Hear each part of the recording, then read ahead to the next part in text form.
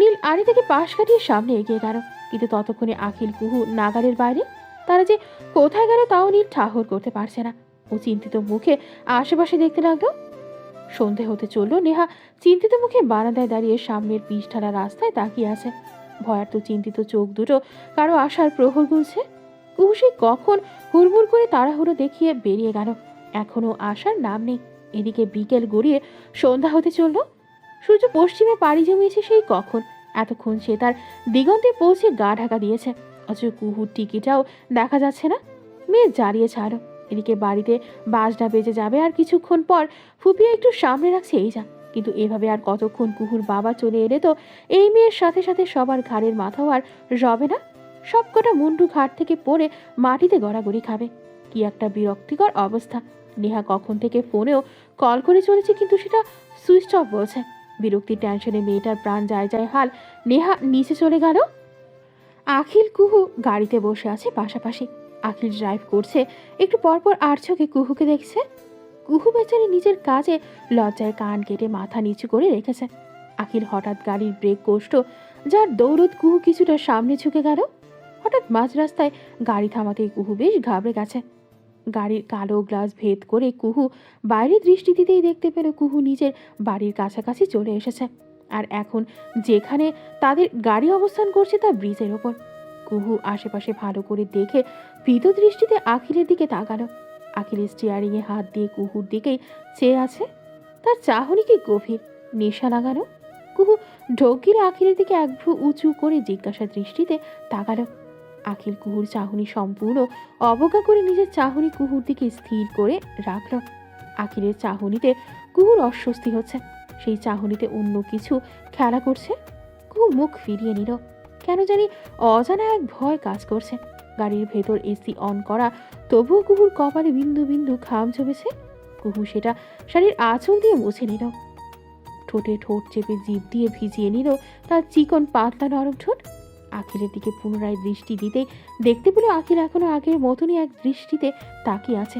কুহু নিজের অস্বস্তি ভয় নিয়ে আখিলকে প্রশ্ন করল, এভাবে চেয়ে আছেন কেন? আমার মুখে কি জয় বাংলা হয়েছে নাকি? আখিল বেশ মনোযোগ দিয়ে কুহুর দিকে তাকিয়েছিল। কুহুর এমন নিরামিষ কথায় আখিলের আমিষ কাজ নষ্ট হয়ে গেল। সে নিজের মুখে বিরক্তির ছাপ নিয়ে এলো। কুহু আখিলের দিকে তাকাতেই আখিলের বিরক্তি মাখা মুখটা চোখে পড়ল।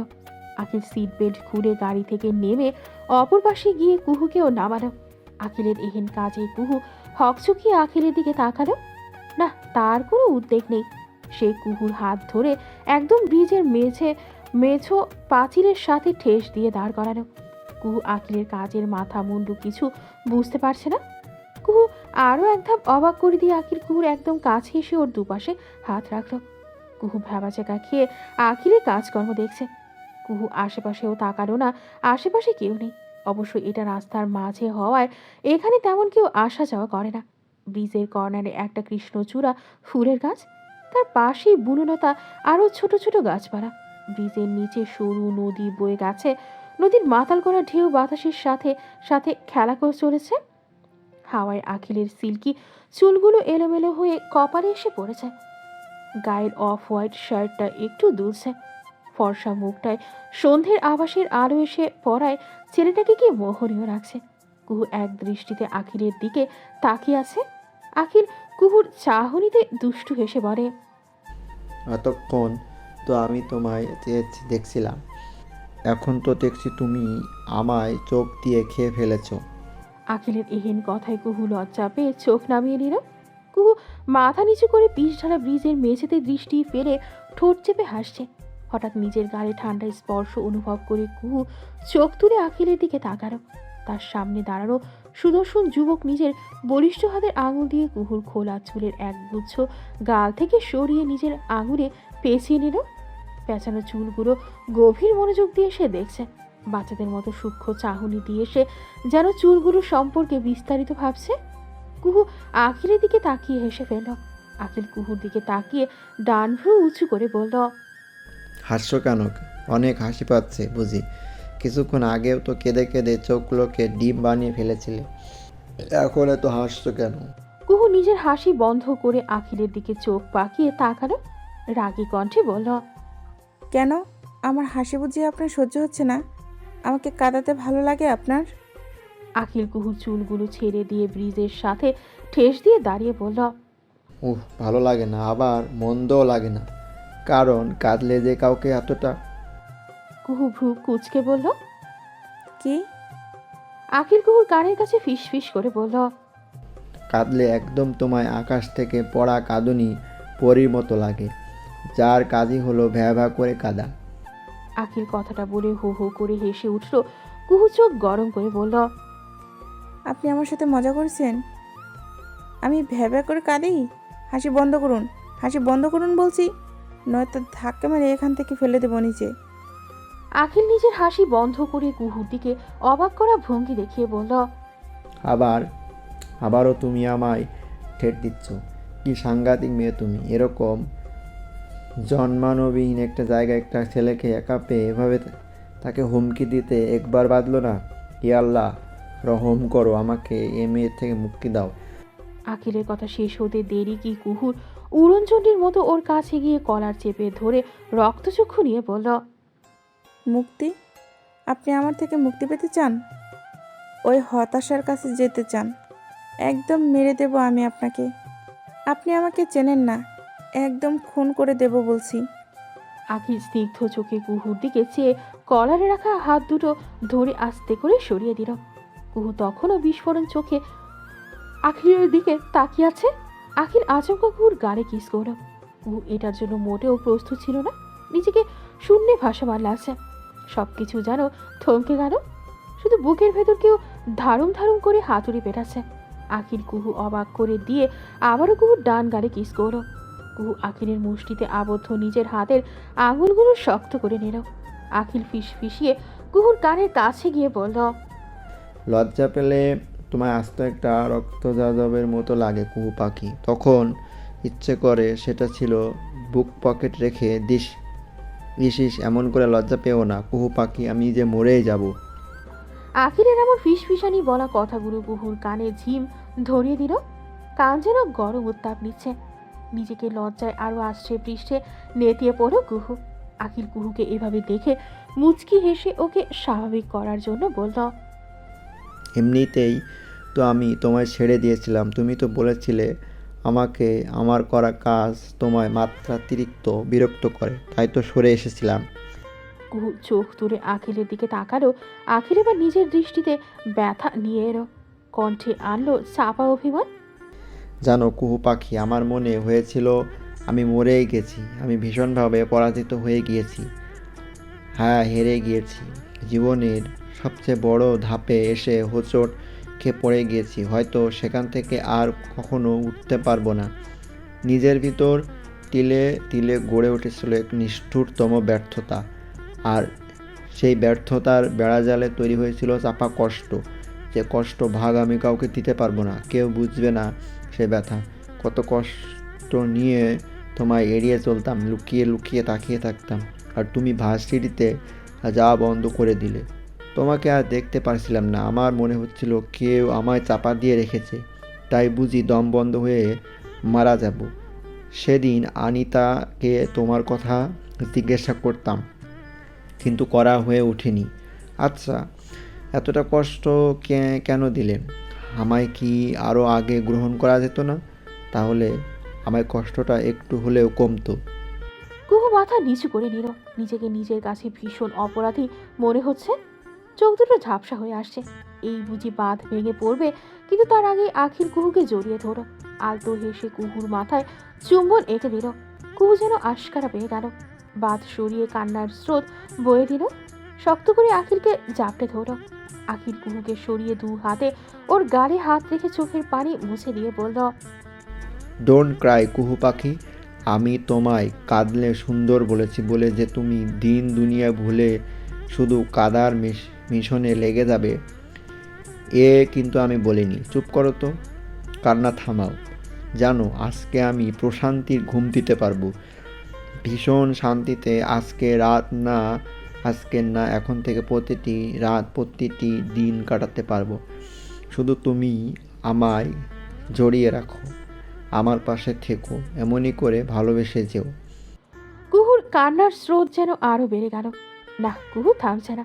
কুহুকে থামানোর জন্য আখিল দুষ্টু হেসে বলল, Akhil, but you know what, তোমাকে না বাড়িতে পুরো বউ বউ লাগছে। আমার তো এখনই বিয়ে করে ফেলতে ইচ্ছে করছে। একদম বাচ্চা বউ বউ লাগছে, আখিলের বউ। কুহু লজ্জায় কুকড়ে গেল।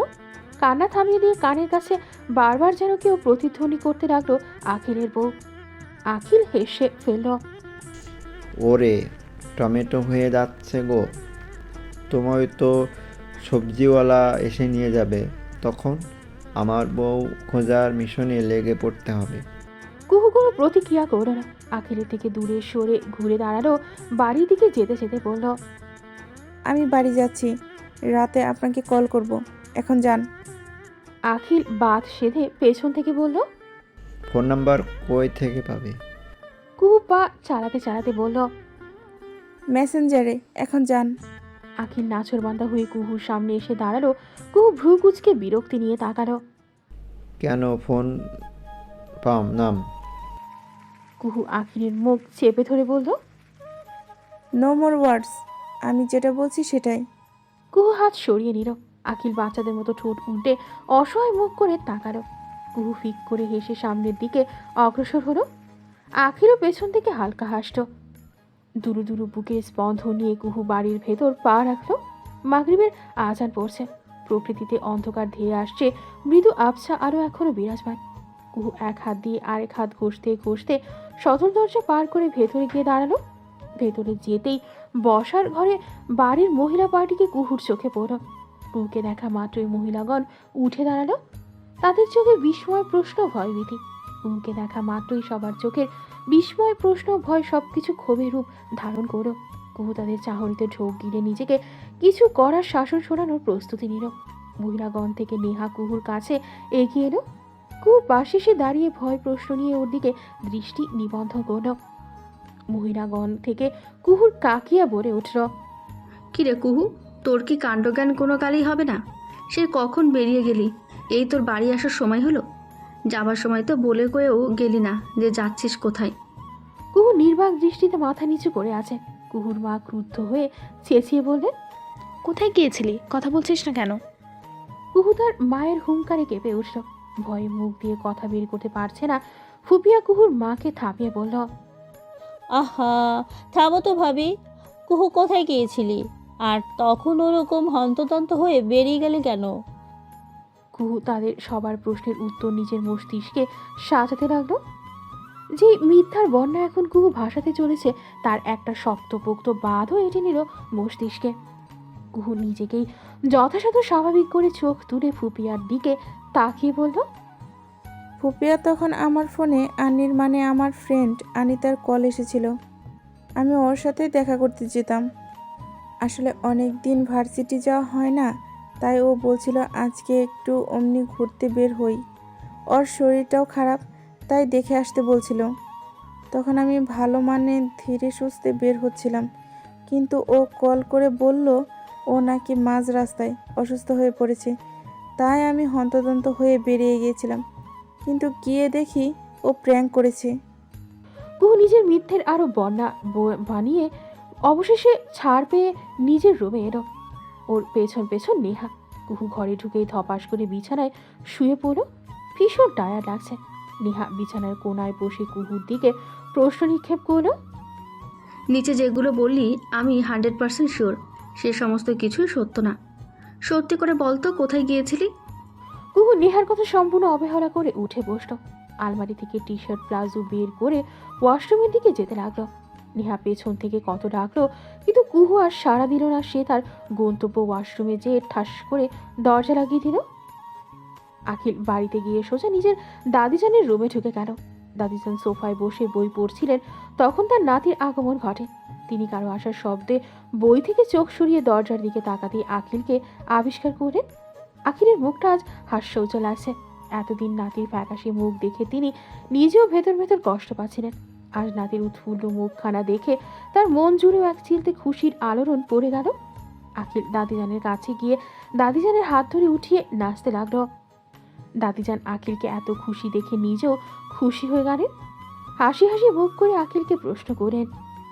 কি হয়েছে আমার দাদু ভাইয়ের? তাকে আজ চরম খুশি লাগছে, ব্যাপার কি? আখিলও খুশিতে আটখানা হয়ে বলল। ওম, গেস করতো আমি কেন এত খুশি? আজিহা বেগম ভীষণ ভাবলেন, কিন্তু কোনো উত্তর পেলেন না। আখিলের গান নিয়ে কিছু হবে না। আখিল এতদিন যে পরিমাণ হতাশায় ছিল, তাকে গান নিয়ে কোনো কিছু হবে না সেটা উনি নিশ্চিত। তাহলে কি হতে পারে? ওনার ভাবনার মাঝে আখিল ওনার আঙুল ধরে ঘুরিয়ে দিল। দাদিজান হাসিতে ফেটে নাতিকে আটকে বললেন। আরে দাদু ভাই, আস্তে আস্তে, এই বয়সে পড়ে গিয়ে হাত পা ভেঙে ঘরে বসে থাকবো নাকি? থামো তুমি, আর বলো কেন এত খুশি? আমি তো কিছু ভেবে পেলাম না। আখিল দাদিজানকে সোফায় বসিয়ে দিল। নিজে দু হাঁটু গেড়ে ফ্লোরে বসে দাদিজানের দিকে বিজয়ী দৃষ্টি দিয়ে বলল। আমার কুহু পাখি আজ জানো কি করেছে? দাদিজান বিস্ময় নিয়ে জিজ্ঞাসু দৃষ্টিতে তাকিয়ে আছে। আখিল দাদিজানকে জড়িয়ে ধরে বলল। এই যে এইভাবে জড়িয়ে ধরে ভালোবাসি বলেছে। হ্যাঁ দাদিজান, কুহু আমায় ভালোবাসে। তুমি বলেছিলে না ওকে ওর মতো ছেড়ে দিতে? আমি দিয়েছি, আর আমার কুহু পাখি আমার কাছে ফিরে এসেছে। আখিল দাদিজানকে ছেড়ে তার মুখের দিকে তাকিয়ে রইলেন। দাদিজান হেসে আখিলের গালে হাত রেখে বললেন। কি সত্যি? হ্যাঁ সত্যি, আজ আমার কুহু পাখিকে আকাশের ওই অস্পরির মতো লাগছিল। তুমি দেখলে তো পাগল হয়ে যেতে। দাদিজান হেসে ফেললেন। আখিলের চুলগুলো এলোমেলো করে দিয়ে বললেন। আমি পাগল হতে যাব কেন? তুমি তো পাগল হয়ে বসে আছো, কিন্তু আমি কিন্তু আমার সতীনকে এখনো দেখতে পেলাম না। কে ওই অপসরী যে আমার দাদু ভাইকে এভাবে পাগল করে ছাড়লো? তাকে দেখার যে আমার অনেক আগ্রহ। আখিল হেসে উত্তর দিল। ওম, একদিন বরং নিয়ে আসবো বাড়িতে, তখন তুমি দেখে নিও ওকে। ব্যাস, দাদি নাতির গল্প শুরু হয়ে গেল। আজ অনেক দিন পর আখিল তার দাদিজানের কাছে এসে গল্প জুড়েছে। এত তাড়াতাড়ি এই গল্প শেষ হবে বলে মনে হচ্ছে না। রাত 11টা। আখিল বারান্দায় উডেন চেয়ারে বসে বাম হাতে গালে রেখে অন্য হাতে ফোন ধরে তার দিকে চেয়ে আছে। সেই কখন থেকে অপেক্ষা করে চলেছে কুহুর ফোনে, কিন্তু এই মেয়ের তো কোনো খবরই নেই। এই মেয়েটা সব সময় আখিলকে বড্ড অপেক্ষা করায়। এই যে ভালোবাসি কতটুকু আখিলকে শোনাতে কত সময় পার করে দিল, আর এখন ফোন হাতে ধরিয়ে বসিয়ে রেখেছে। অবশেষে আখিলের অপেক্ষার অবসান ঘটিয়ে আখিলের ফোনে মেসেজ এলো। কোহলি ইমরা সেন্টিওয়ে মেসেজ। লকি স্ক্রিনে জলজল করে ভাসছে। আখিল ভ্রু কুচকে চেয়ে আছে নামটির দিকে। গতবার যখন কুহুর আইডি খুঁজছিল তখন তো এই আইডিটা চোখে পড়েছিল, কিন্তু আইডিটা কেমন নিরামিষ নিরামিষ, তাই আখিল অত ঘাটেনি। আর আজ এখান থেকে মেসেজ আসছে। কে এটা? ক্ষণিকেই আখিলের মস্তিষ্কের নিউরনগুলো আখিলকে বলল হয়তো তোর কুহু। আখিল চট জলদি লক ওপেন করে মেসেজ দেখলো। কল করব। আখিল মেসেজটা দেখে মাত্রই নিজেই কল করে বসল। ওপাশ থেকে মিষ্টি কোমল কণ্ঠ ভেসে এলো হ্যালো। আখিলের বুকে এক শিহরণ বয়ে গেল। আখিল উৎফুল্ল হয়ে প্রশ্ন করল। কোহেলি ইমরান, আরে এটা তোমার নাম? হ্যাঁ, আমার স্যার নেম কুহেলি ইমরাহ। কুহু তো সবাই ডাকে। কেন আপনি এভাবে জিজ্ঞেস করছেন কেন? আখিল চেয়ার থেকে উঠে রেলিং ধরে দাঁড়ালো। আরে গতবার আমি তোমার সোশ্যাল সাইটে খুঁজতে গিয়ে এ আইডি এসেছিল, কিন্তু আইডিটা কেমন নিরামিষ নিরামিষ, তাই আমার মনে হয়েছিল এটা তুমি না। আইডি আবার নিরামিষ কী করে হয় আখিল? মানে একদম কি করে বোঝায়, মানে এমন হচ্ছিল এটা ইউজলেস, কেউ ইউজ করে না। ও হ্যাঁ, তাও অবশ্য বলা যেতে পারে, কারণ আমি সোশ্যাল সাইটে অতটা অ্যাক্টিভ নই। ও আচ্ছা আচ্ছা, সো ওপাশ থেকে ঝাঁঝালো কণ্ঠে ভেসে এলো। সো আবার কি? আপনি জানেন বাড়িতে এসে আমায় কত প্রশ্নের সম্মুখীন হতে হয়েছে? এত দেরিতে আসাতে সবাই মিলে জেকে ধরেছিল আমায়। আখিল অবাক হয়ে জিজ্ঞেস করল। এত দেরি? মাত্র ওইটুকু দেরি? আপনার কাছে একটু হলে কি হবে? আমি রক্ষণশীল পরিবারের মেয়ে, আর আমাদের পরিবারের মেয়েদের সন্ধ্যার পর বাড়ি আসা ভালো না, ভালো চোখে দেখায় না। আরও অনেক অনেক কিছু আছে যেগুলো আমাদের জন্য নিষিদ্ধ। কাল আপনাকে সব বলবো। আখিল বিজ্ঞতের মতো করে বলল। ওকে আচ্ছা, তোমার বাড়িতে কে আছে? আমার বাবা, মা, বড় ভাই, যার জন্য আপনি আমার হাত মুচড়ে ধরেছিলেন। ইস, কি ব্যথাই না পেয়েছিলাম আমি। আখিল অনুতপ্ত সুরে বলল। সরি। কুহু হেসে ফেলল। It's okay. শুনুন তো কে কে আছে। বাবা, মা, বড় ভাই অভয়, কাজিন নেহা, ও আমার বড় অবশ্য, কাকাই কাকিয়া, আর আমার সব থেকে ফেভারিট ফুপিয়া, যার কাছে আমি সব আবদার করি, যে আমার সব ইচ্ছেগুলো মনোযোগ দিয়ে শুনে তা হাসি মুখে পূরণ করে। সেগুলো ইচ্ছে হোক, দুষ্ট ইচ্ছে হলেও ফুপিয়া পূরণ করে। আখিল আলতোয়া হাসল। কুহু আবারও প্রশ্ন করল। আপনার কে কে আছে বাড়িতে? আখিল বিরস মুখে বলল। ড্যাড আমার একমাত্র সঙ্গী, আমার সব কিছু যাই বলো আমার দাদি যান। কুহু কৌতূহল নিয়ে বলল। আপনার মা কই? আখিল ব্যথিত কণ্ঠে উত্তর দিল। নেই। আখিলের ব্যথিত হৃদয় এই নেই কথাটি শুনেই কুহুর বুকের ভেতর ছেদ করে উঠল। ভীষণ মায়া লাগলো আখিলের জন্য। ছেলেটার মা নেই, অথচ তার যে এত বড় শূন্যতা সে কাউকে বুঝতেই দেয় না। কুহুর চোখ ভিজে আসছে, একদম থম মেরে আছে। তাহলে এই কারণে আখিলের এত রাগ, এরকম এলোমেলো চলাফেরা। প্রতিটি পুরুষই অগোছালো তাদের গুছিয়ে নিতে একটা নারীর প্রয়োজন হয়। তা হলো তার শৈশবে মাতৃকুল, যৌবনে তার প্রেয়সী। আখিল কি মাতৃকুলও পায়নি? তাহলে কি কুহুই আখিলকে গুছিয়ে নেবে? কুহুর ভাবনার মাঝে আখিল স্মিত হেসে শুধালো। চুপ, মেরে গেলে কেন? মা আমার নেই, তোমার নয়, কথা বলো। কুহুর বড্ড কান্না পাচ্ছে, নিজেকে সামনে আখিলকে বলল। সরি। আখিল হেসে বলল। I don't need any sympathies, please leave this matter. Kuhu দীর্ঘশ্বাস ফেলে বলল। হুম। এবার তাদের কথোপকথন বেড়েই চলেছে, কে জানে কখন শেষ হবে। আদৌ শেষ হবে কি? এসো না হয় কিছুক্ষণ বসি, শিওরের খোলা জানালায় কিছুক্ষণ ভুলে থাকি পৃথিবীর মরা আকাশ বাতাসের প্রেম।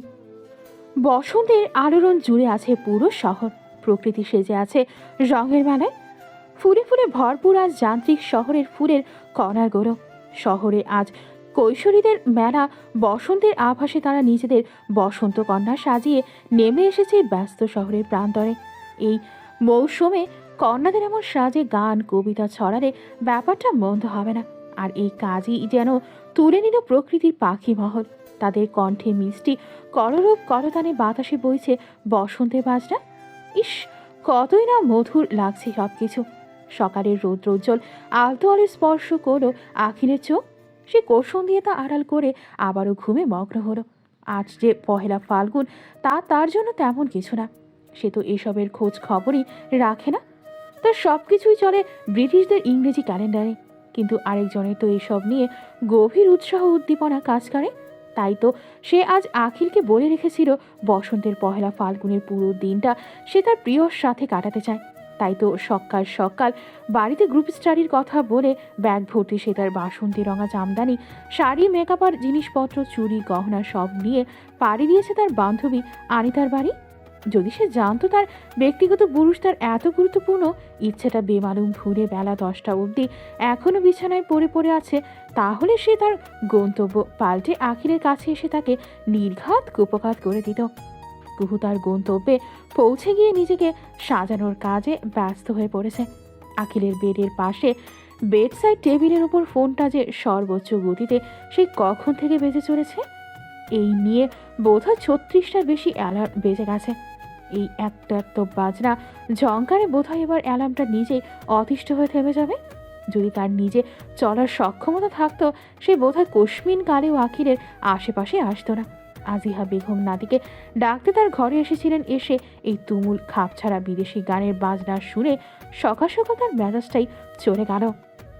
তিনি আর যাই হোক আখিলের এই আচার কাগজ এই আবল তাবল অদ্ভুত ধরনের গানগুলো শোনা উনি কিঞ্চিত পছন্দ করে না। তিনি মুখে বিরক্তির ছাপ এনে কান চেপে ধরলেন। চশমার নিচে থাকা রাগী চোখ দুটোই বেসুরা বাজনার উৎস খুঁজতে ব্যস্ত হয়ে পড়ল। উডেন বেডসাইড টেবিলের উপর রাখা ফোনের স্ক্রিনে তাকাতেই তিনি এর উৎস খুঁজে পেলেন। দাঁতে দাঁত চেপে ফোনের কাছে গিয়ে দেখলেন না, নাতি সকাল সকালে মাথা ছাড়া গান ছাড়েনি, কিন্তু এই মাথা ছাড়া গান দিয়ে নিজের ওই কুম্ভকর্ণের পদবি থেকে নিজেকে সরাতেই গান লাগিয়েছে। উনি সেটা খট করে বন্ধ করে দিয়ে আখিরের মুখ থেকে কুশন টেনে সরিয়ে দিলেন। তাতে আখির কিছুটা নড়ে চড়ে পুনরায় ব্ল্যাঙ্কেট মুখে জড়ালো। আজিয়া বেগম ঘরের ডান দিকে গিয়ে ফকফকা সাদা কাচের জানালাটা ধূপ করে খুলে দিলেন। তার হাত যতটুকু যায় ততটুকুই জানালার পাটগুলো সরিয়ে দিলেন, যার পরিপ্রেক্ষিতে প্রকৃতির তেজস্বীর তীক্ষ্ণ রোশনি পুরো রুমে ছড়িয়ে গেল। আজিয়া বেগম ব্যালকনির দিকে এগিয়ে কাচের থাই গ্লাসটার ওপর থেকে পাতলা সাদা পর্দাটা সরিয়ে দরজাটা টেনে দিলেন। ক্ষণিকেই পুরো রুমে রোদ্রের তীক্ষ্ণ আলো প্রবেশ করে ঘরকে আলোকিত করে তুলল। আজিয়া বেগম টেনে আখিরের মুখ থেকে ব্ল্যাঙ্কেট সরিয়ে দিলেন। আখির চোখ মুখ কুঁচকে বিরক্তি নিয়ে পিট পিট করে চোখ মেলে তাকালো। দাদিজান রাগী চোখে আখিলের দিকে তাকালেন। তিনি তো প্রতিদিনের মতো আজও আখিলকে আদুরে গলায় তুলে দিতেন। তার কি অমন দরকার ছিল এরকম অদ্ভুত গান লাগানোর? আখিল দাদিজানের রাগী মুখ দেখে আলসেমি নিয়ে উঠে বসল। বেডের কাছে হেলান দিয়ে বসে চুলগুলো খানিক ব্রাশ করে ওপরে তুলে দাদিজানকে শোধালো। হোয়াট হ্যাপেন দাদিজান, তোমাকে এরকম বোমের মতো লাগছে কেন? দাদিজান জবাব দিলেন না। ব্ল্যাঙ্কেট হাতে নিয়ে সেটা গোছাতে ব্যস্ত হয়ে পড়লেন। আখিল ঘুম থেকে উঠে এখন আর যাই হোক দাদিজানের পেছনে পড়বে না। সে আড়মোড়া ভেঙে উঠে দাঁড়ালো। দেয়াল ঘড়ির দিকে তাকাতেই তার চক্ষু চড়ক গাছ। এই বুঝি গোল গোল চোখ দুটো বেরিয়ে আসবে। সে ও শিট বলে তৎক্ষণাৎ ওয়াশরুমে দৌড় লাগালো। মিনিট 9-এর মাথায় সে কিছুটা হন্তদন্ত হয়ে বেরিয়ে এলো। দাদিজান ততক্ষণে বেড গুছিয়ে ফেলেছেন। আখিলের হাতে তাড়াহুড়ো দেখে তিনি ভ্রু কুচকে আখিলের দিকে তাকালেন। আখিল নিজের মতো করে কভারে হাত লাগালো। সে তার পাঞ্জাবির কালেকশনে তার প্রেয়সীর বলা কাঙ্ক্ষিত রঙের পাঞ্জাবি পেল না। ব্যর্থ মনে দৌড়ে হাতে ফোন নিয়ে ওয়েবসাইটে বিচরণ করে বাসন্তী রঙা একটি পাঞ্জাবি অর্ডার করে দিল। দাদিজান ভাবুক দৃষ্টিতে আখিলের দিকে ভ্রু কুচকে তার কার্যকলাপ দেখে চলেছে। আখিল তখন মহাব্যস্ত। একই তো রিলেশনের প্রথম দিন, তার উপর কুহুর গভীর নির্দেশনা। বাঙালিয়ানা ফাল্গুনে তাদের প্রথম দিনটা যেন স্মরণীয় হয়ে থাকে। আর আখিল সেসব গোলমেলে করে এখন প্রাণপণে ছুটছে। আখিল অনেকক্ষণ যাবৎ ফোনে কারোর সাথে মেসেজিং করো, সেটা বুঝতে পারলো দাদিজান। তিনি রয়ে শোয়ে সোফায় বসলেন। আখিল তখন তার মুখে সর্বোচ্চ বিরক্তির ছাপ এঁটে নিয়েছে। কপাল কুঁচকে চোখ দুটো বন্ধ করে আবারও চোখ খুলে কাউকে কল লাগালো। হ্যালো। আখিল নিজেকে তথস্থ করে কুহুকে বলল, কুহু, তুমি কি রেডি হয়ে গেছো? না, হচ্ছি। কেন? আপনি রেডি? বাবা, খুব ফাস্ট দেখছি। I like it. কুহু যে আলতো হেসে বলল কথাটা, তা আখিল এপাশ থেকে বেশ বুঝতে পারল।